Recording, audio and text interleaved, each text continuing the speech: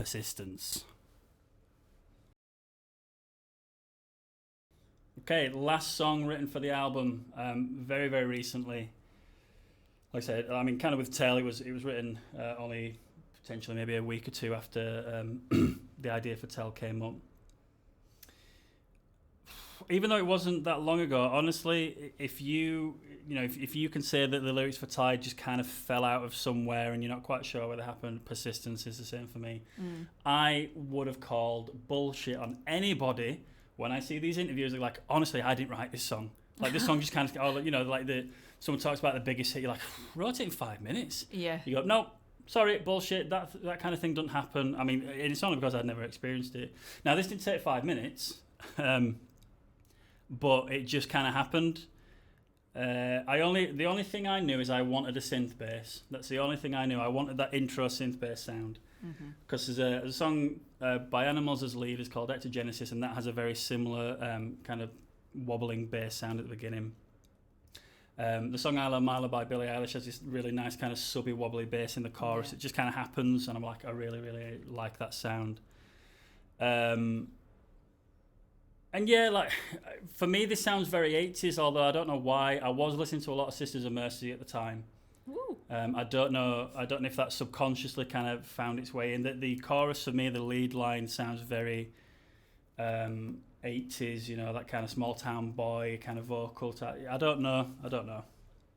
So that's the only thing I knew. So I basically programmed that in, and then I just kind of started laying down a few little bits. The more I kind of went through it, the more I kind of started writing it.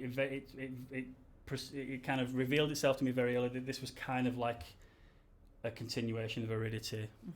This was kind of like, I mean, before we found the name, it was always called Aridity Part 2 for me. It was always like the continuation of Aridity. So yeah, and honestly, I didn't really think too much of it. The drums are not played by me. They're all it's me finger drumming in on a keyboard. So the drums are actually programmed, even though they're programmed to sound like they're played by a real drummer, but they're not.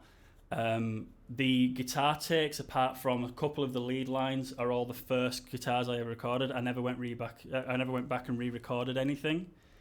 I never knew that. I don't know why. I honestly don't know why. I think I just recorded it, and then you kind of sang its praises, and I'm like, fine, like, let's not change it then. And at this point, I kind of decided to, there's gonna be mistakes on this album, so, and again, that whole, if I make one thing perfect, I've got to make it all perfect, and I'm not going back over these last 10 songs and changing stuff now. Not a chance. Need another 5 years. Yeah. So there are, in the little, whatever you want to call it, the mid section where it breaks down to just the guitars, there's a few errors in the guitars there, I love that section. Which guitar I thought sounds amazing. Well, yeah, and the guitar sounds so harsh, but I'm like, sod it, who cares? I don't care anymore. And at this point, even though this was 6 months ago, I was like, I want the album done, I want to release it like last October, and then everything, just not just lockdown stuff, but other things, you just got pushed further and further back. So yeah, and again, it came together really easily. You've got, again, a similar kind of driving kind of sensation that Aridity has, or definitely the last part of Aridity has. I know I wanted it to be in line with Aridity, and this idea that the chorus was supposed to be this big kind of explosive sound. You've got the lead in there. The midsection, I just couldn't think of what to do, so I just played that riff, and it seemed to kind of work. So again, as a song from a structural point of view, it's very simple. I guess this is the only one I'd probably class as verse-chorus. Yeah. Or maybe not the only one, but this is one that's maybe more blatantly like, it's got an intro, it's got a verse, it's got a chorus, and it's got a verse and a chorus, and it breaks down to that middle section. Then it's basically two like double chorus kind of end. And it's because I wasn't thinking. I also wasn't thinking. I'm like, right, I've got that bass riff, that's cool. Played that little, which again is a similar pattern to Aridity, the little guitar line that comes in the intro. It's similar to the intro of Aridity, which is why I thought straight away, these songs have got something in common. Yeah. Don't have the same chords, they're not in the same key, but they just have a similar kind of feel.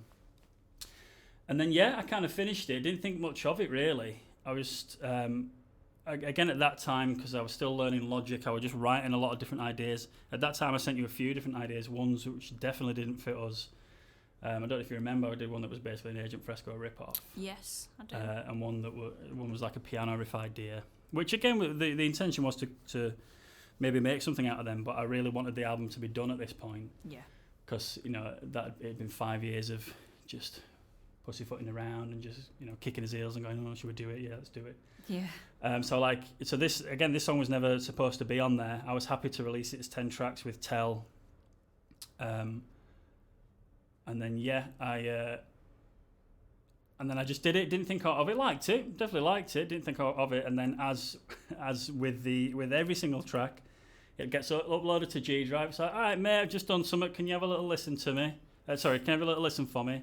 Yeah, no worries. And then a day or two passes by. Then it's, all right, mate, I've done a vocal track for you. Have a little listen. And then I have a little listen, and I'm not a religious person, but then it's like some divine intervention kind of happens.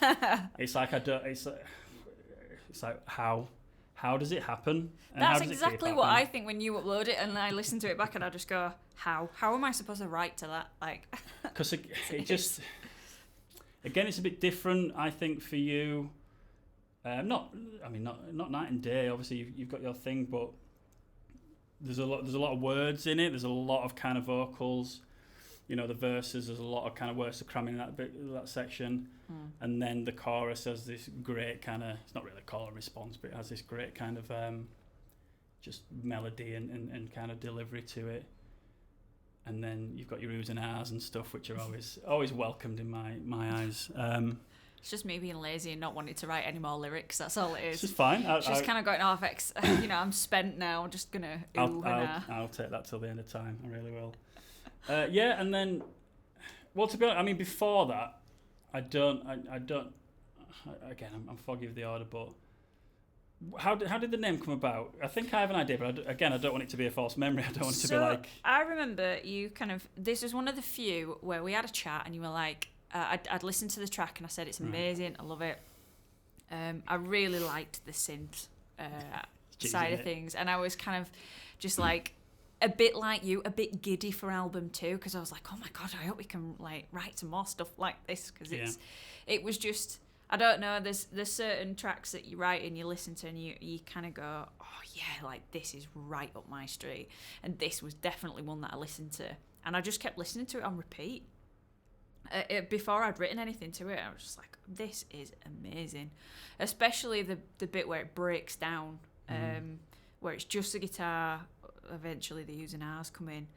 And I can't tell you how many times I've just played that really loudly in my car and just... It's a good one for kind of just moshed along to it.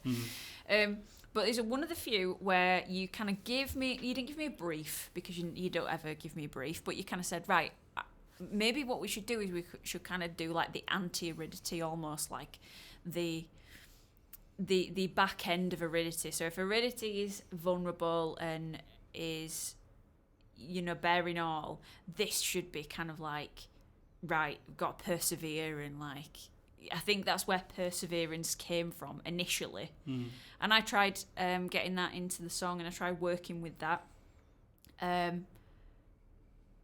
But I just used a different synonym for it. So instead of it being perseverance, it was persistence, because I could make that fit better with...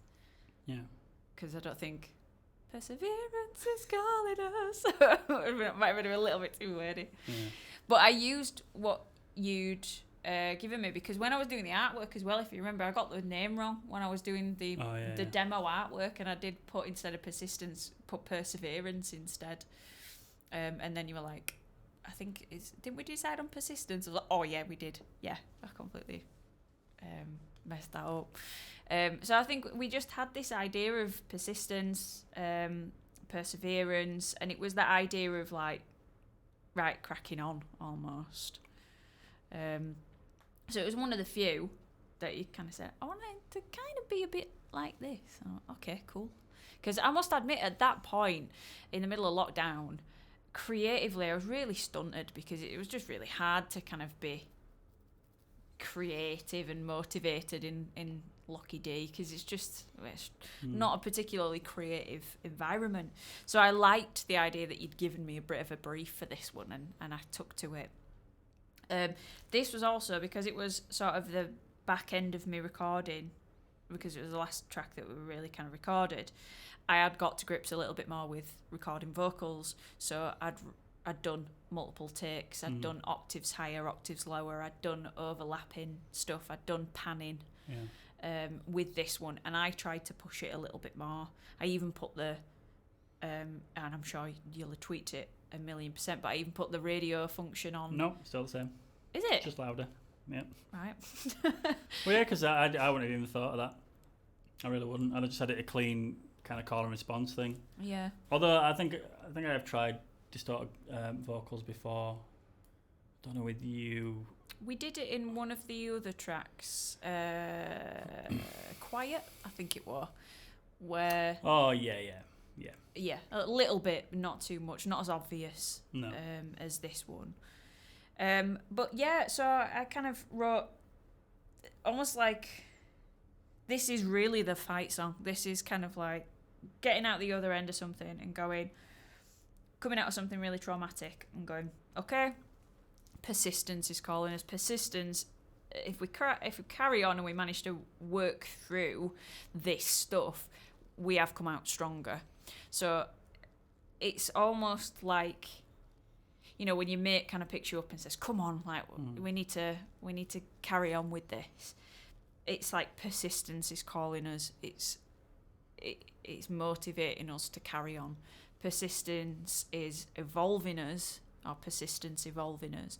It's the idea that, again, if you can make it past a particularly difficult time, you come out the other end of it and you are not necessarily stronger. I don't always agree with stronger, but certainly different. And you are evolved in that way.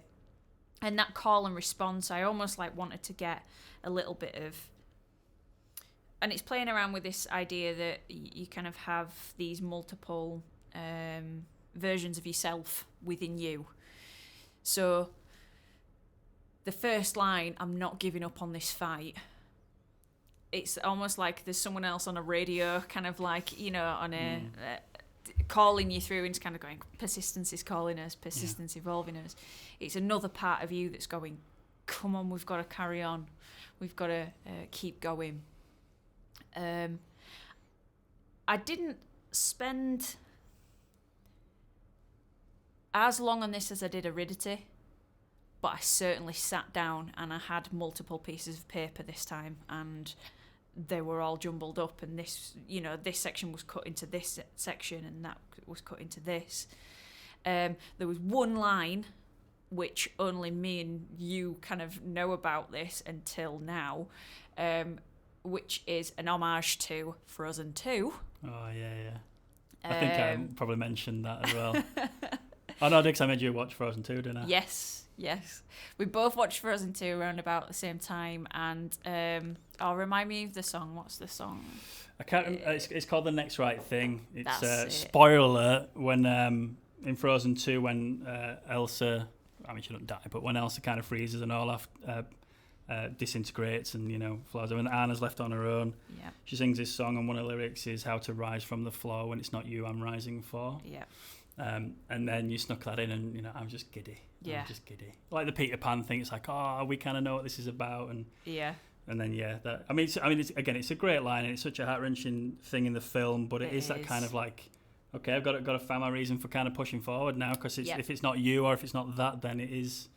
It's me. It's something else. Yeah. It's kind of, you know, it's me. I'm getting up for, and that's the line. The phoenix is rising up from the floor, because I've found the one reason that I'm rising for, and it's not necessarily for another person. It's for you, to an extent, kind of doing it for yourself and all that. So there's a couple of little homages in there.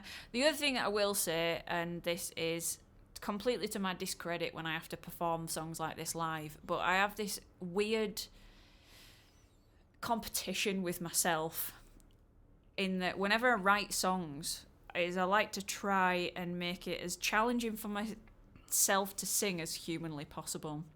So this has a really low vocal, and then the end has a really high falsetto section, leading into a very powerful belt, which is kind of ad-libbed. And again, I like to try and use that full spectrum of my vocal, firstly to kind of demonstrate it really and kind of utilize it, because it should be utilized. If I can do it, then hopefully I can use it in order to convey emotion. And that was that idea again, is as the song progresses, the range also increases.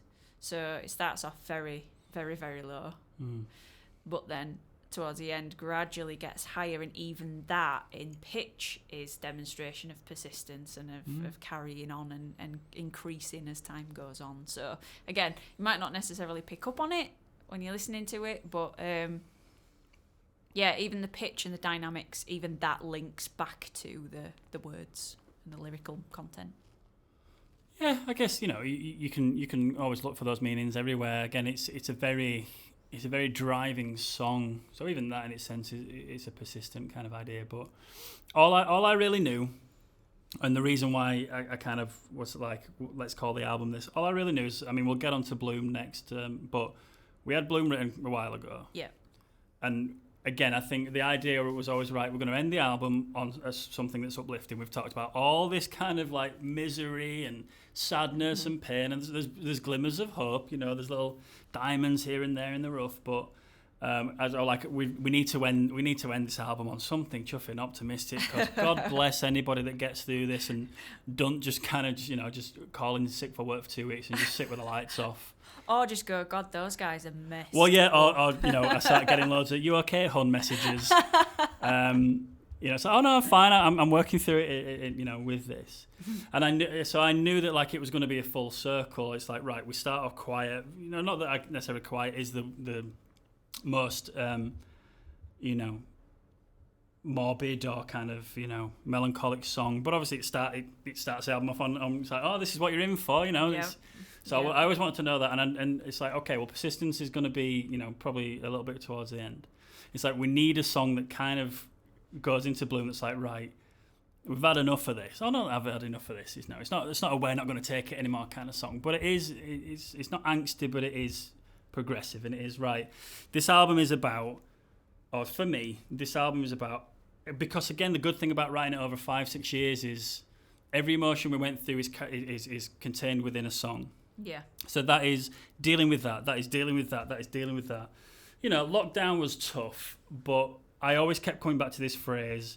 And it's said in films and books. I didn't come up with it, or anything like that. But it's always this idea of, it's not about the cards you dealt. It's about kind of how you play your hand. So it's not about all this stuff that's done to you, all this stuff that you're dealing with. It's always about how you basically go, right, well, yeah, that stuff's there, that stuff's prevalent, I've got all this stuff, the world is falling apart around us, but how do I make sure that I get through this? How do I make sure that I'm happy and I kind of, and not in a selfish way, but you've got to look after yourself before you can kind of reach out to others. And it's hard looking at all this stuff on the news that was happening last year and not being like, right, well, how do I feel about this? And so it was always like, right, okay, it's about persistence, it's about looking and going, let's move forward from this. And at that point, I was a lot more optimistic than I had been in previous years. It's always ebbs and flows and things like that. But it's like, okay, this is where I am at the minute. Can we write a song that's about kind of like just pushing forward? Yeah. So then, like I said earlier, Aridity was always going to be the name of the album. But I think calling the album Aridity is kind of doing it a disservice, because calling it Aridity is kind of talking about the album we would have released 3 years ago. Well, 5 years is such a long period of time. So much has happened, which is why it might feel like there's a lot of tracks in there that are quite sad and quite somber. I also had loads of awesome, great times and lovely times. But like you said before, not felt necessarily the need to write about those as much. But these have kind of been milestones throughout the 5 years of kind of going through more challenging times and channeling it into something productive and hopefully positive. Yeah, and to an extent. I always wanted that. I always wanted the album to end on something a bit more positive, and then it'd be a cycle. Because I guess emotion is, Yeah. you know, you're not always sad. You're not always happy. One follows the other, or you get two happies and a sad. You know, there's some sequence there. You know, I even had ideas of like, I mean, I'll talk about it in the next song, but like Bloom ending with the same kind of piano riff that Quiet starts with, so there's this kind of interlink of this loop. Yeah. But all I knew is that Persistence was going to be near the end of the album. I wanted a song about it being kind of driving forward, uplifting, like I said, the anti-aridity, although like I said, aridity is not all sad, it is uplifting, Yeah. but basically like the aridity on steroids, like let's just push aridity up and let's just make sure that we emphasise the good rather than the bad. It's quite nice actually, because I wish in a way that we had been able to maintain the persevering side of things, because obviously there's that great quote in WandaVision, which is what Vision says, and he says, what is love if not what is grief if not love persevering? And that's kind of exactly how I kind of feel about that song, really. And how I feel a lot about the album is that, yeah, it is challenging and difficult, but it is really a collection of love, but in just a different flavour, in a different little Quality Street, you know, like this is a green and this is a gold. Purples are the best. And, hashtag purple gang. No, pink are the best. Or red, whichever the strawberry ones are. Fair red, play. But it's kind of like that. It's kind of like it's all to do with love, but it's just not necessarily love in terms of relationship and, you know, between two people. It's love between family members and friends and things in that way. Really, that's kind of how I see it. And the little quote from WandaVision was nice. Yeah, we were just a couple of months too early with this song. A little bit, otherwise we could have stole it and done something and not credited for another 5 years. So that's Persistence, I would say, in a nutshell, although that's probably ran a bit too long, but yeah, that's Persistence. And, you know, we wanted that to kind of be the single. Well, we released it last year? Yes. Yeah, we released it last year. It's just a bit of a kind of a taste of what kind of the new active stuff was. And I think, I don't know, again, I've not thought about album 2 because we're still in the throes of bloody sorting this stuff out, but like I said, I think we would potentially do things, if Aridity somehow encapsulated what we've been trying to do, I think Perseverance is probably what we're going to try and do for the album 2. No, it's not going to be miserable. Of course it is. But I think, and not even just musically, I think just as a statement, as a vibe, I think that's definitely what I will be using as my blueprint going forward when we look at music for number 2. Yeah.